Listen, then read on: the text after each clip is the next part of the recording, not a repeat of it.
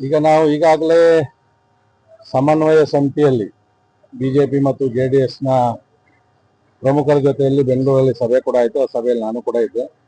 ವಿಶೇಷವಾಗಿ ಉತ್ತರ ಕರ್ನಾಟಕದ ಬಗ್ಗೆ ನಾವು ಹೆಚ್ಚಿನ ಗಮನವನ್ನ ಮೊದಲನೇ ಸೆಕ್ಷನ್ ಅಂದ್ರೆ ಶುಕ್ರವಾರದವರೆಗೂ ಕೂಡ ಹೆಚ್ಚಿನ ಆದ್ಯತೆಯನ್ನು ಕೊಡಬೇಕು ಅಂತ ಹೇಳಿ, ಅದರಲ್ಲಿ ಒಂದು ಈ ಮೆಕ್ಕೆಜೋಳಕ್ಕೆ ಸಂಬಂಧಪಟ್ಟಂಗೆ, ನೀರಾವರಿಗೆ ಸಂಬಂಧಪಟ್ಟ ಹಾಗೆ, ರೈತಗಳ ಸಮಸ್ಯೆ ಅತಿವೃಷ್ಟಿ ಆದಾಗ ಕೂಡ ಸರ್ಕಾರ ಸರಿಯಾದ ರೀತಿಯಲ್ಲಿ ಸ್ಪಂದಿಸದೇ ಇರ್ತಕ್ಕಂಥದ್ದು.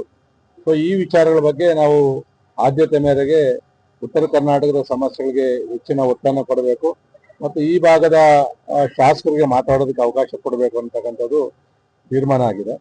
ಮುಂದಿನ ಸೋಮವಾರದಿಂದ ಉಳಿಕೆ ರಾಜ್ಯದ ಸಮಸ್ಯೆಗಳ ಬಗ್ಗೆ ಕೂಡ ನಾವು ಚರ್ಚೆಯನ್ನು ಮಾಡ್ತೀವಿ.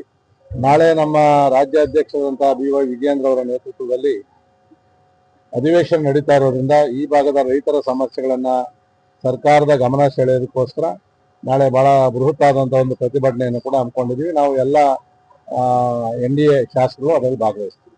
ಈಗ ಸಿಎಂ ಉದ್ಘಾಟನೆ ನಡೀತಾ ಇದೆ. ಇದೇ ಹೊತ್ತಿನಲ್ಲಿ ಸಿದ್ದು ಅವರು ಪಂಜಾಬಲ್ಲಿ ಅವ್ರ ವೈಫ್ ಒಂದು ಅಲಿಗೇಷನ್ 500 ಕೋಟಿ ಕೊಟ್ಟರೆ ಸಿಎಂ ಸ್ಥಾನ ಕರ್ನಾಟಕದಲ್ಲಿ ಅಂತ ಬಿಜೆಪಿ ಅವರು.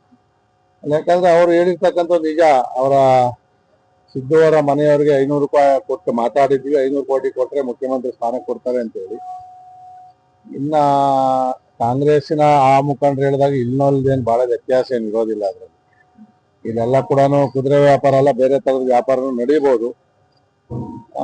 ಇಲ್ಲ ಅಂತಂದ್ರೆ ಇಷ್ಟು ಬಹಳ ಬಲವಾಗಿ ಮುಖ್ಯಮಂತ್ರಿ ಸ್ಥಾನಕ್ಕೆ ಮಾತು ಕೊಟ್ಟವರೋ ಇಲ್ವೋ ಗೊತ್ತಿಲ್ಲ, ನಮಗಂತೂ ಗೊತ್ತಿಲ್ಲ, ಅವ್ರಿಗೆ ಗೊತ್ತಿರ್ತಕ್ಕಂಥದ್ದು.